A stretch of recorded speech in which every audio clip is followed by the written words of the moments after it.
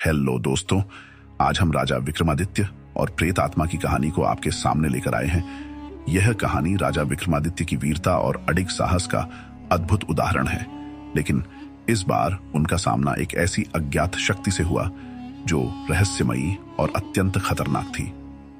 रात के अंधेरे में एक अजीब सा सन्नाटा था। उज्जयिनी के राजा विक्रमादित्य राजमहल में विश्राम कर रहे थे। अचानक उनके महल में एक भयभीत सैनिक दौड़ता हुआ आया और राजा को बताया, महाराज, पड़ोसी राज्य में एक भयावह आत्मा ने कहर बरपा रखा है। हर रात लोग गायब हो रहे हैं और अगली सुबह उनकी लाशें मिलती हैं। प्रजा डरी हुई है और पड़ोसी राज्य के राजा ने आपसे सहायता की विनती की है। राजा विक्रमादित्य ने स्थिति की गंभीरता को समझते हुए स्वयं उस राज्य की ओर प्रस्थान करने का निर्णय लिया। रात का समय था और अंधेरे में कोई आवाज तक नहीं थी। रास्ते में विक्रमादित्य एक निर्जन गांव से गुजरे, जहां हर घर के दरवाजे बंद थे और कोई भी बाहर नहीं दिख रहा था। यह गांव अत्यंत डरावना और सुनसान था। राजा ने देखा कि हर घर के बाहर राख से बने हुए अजीबो गरीब निशान बने हुए थे। विक्रमादित्य ने अपने रक्षकों से कहा, यह जगह अवश्य ही किसी रहस्य को छुपाए हुए है। उन्होंने ध्यानपूर्वक निशानों का निरीक्षण किया और समझ गए कि ये निशान किसी तांत्रिक क्रिया का हिस्सा है। राजा ने साहसपूर्वक गांव के अंदर जाने का निश्चय किया। गांव के अंत में एक विशाल जर्जर हवेली थी। जैसे ही राजा उस हवेली के निकट पहुंचे, अचानक वहां का माहौल और भी अजीबोगरीब हो गया। हवेली की खिड़कियां अपने आप खुलने बंद होने लगी और ठंडी हवा के साथ एक अजीब सी फुसफुसाहट सुनाई देने लगी। तभी एक वृद्धा राजा के पास आई और चेतावनी दी, हे राजन, इस हवेली के अंदर मत जाइए। यहां पर एक प्राचीन आत्मा का वास है। वह आत्मा बेहद शक्तिशाली है और उसने आज तक किसी को जीवित नहीं छोड़ा। लेकिन राजा विक्रमादित्य किसी भी रहस्य और खतरे से पीछे हटने वाले नहीं थे। उन्होंने वृद्धा को आश्वस्त किया और हवेली के अंदर कदम रख दिया।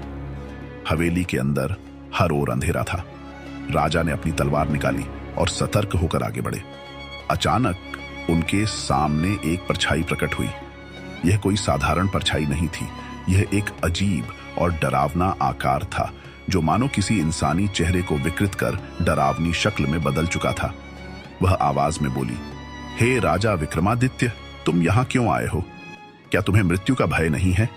राजा ने निर्भीकता से उत्तर दिया, मैं अपनी प्रजा की रक्षा करने आया हूं और किसी भी खतरे का सामना करने के लिए तैयार हूं। यदि तुम निर्दोषों का जीवन बर्बाद कर रहे हो तो तुम्हें मुझसे होकर गुजरना होगा। अचानक आत्मा ने अपने हाथों से एक अजीब रोशनी निकाली और राजा की ओर फेंकी।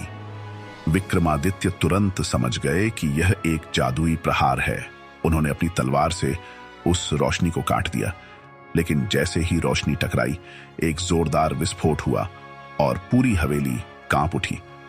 विक्रमादित्य ने महसूस किया कि इस आत्मा में तांत्रिक शक्तियां हैं, परंतु वे निडर थे। उन्होंने अपनी तलवार उठाई और आत्मा पर प्रहार किया, पर आत्मा हवा में घुलती सी दिखाई दी और पीछे से हंसते हुए बोली, तुम मुझे हरा नहीं सकते राजा विक्रम। मैं काल के साथ बंधी एक प्राचीन आत्मा हूं।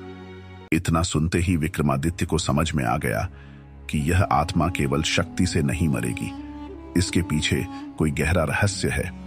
तभी उन्होंने देखा कि हवेली के एक कमरे में एक पुराना पीतल का घड़ा रखा हुआ है। उस घड़े पर तांत्रिक प्रतीक अंकित थे। उन्हें आभास हुआ कि आत्मा का बल शायद इस घड़े में बंद है। राजा ने जल्दी से घड़े को उठाया और उसे अपनी तलवार से तोड़ दिया। जैसे ही घड़ा टूटा, आत्मा ने दर्दनाक चीख निकाली और उसके शरीर में झटके आने लगे। आत्मा चिल्लाई, तुमने मेरी शक्ति का स्रोत नष्ट कर दिया है राजा विक्रमादित्य। अब मेरी मुक्ति का समय आ गया है। इतना कहते ही आत्मा धुएं में बदलकर हवेली से बाहर निकल गई और देखते ही देखते हवा में विलीन हो गई। आत्मा का अंत होते ही हवेली में फैला सन्नाटा गायब हो गया और चारों ओर रोशनी फैल गई। विक्रमादित्य ने गांव के लोगों को इसकी सूचना दी और अगले दिन उन्हें राज्य में सम्मानपूर्वक वापस लाया गया। राजा विक्रमादित्य की इस बहादुरी की कहानी सुनकर हर कोई उनके साहस और वीरता का गुणगान करने लगा। उनके पराक्रम और विवेक ने एक बार फिर साबित कर दिया कि निडरता, बल और बुद्धि के साथ कोई भी अज्ञात शक्ति हार मान लेती है।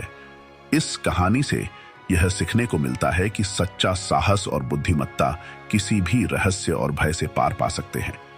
राजा विक्रमादित्य का साहस हमें बताता है कि यदि आप निडर होकर किसी कठिनाई का सामना करते हैं तो आप अपने लक्ष्य तक अवश्य पहुंच सकते हैं। Thanks for watching.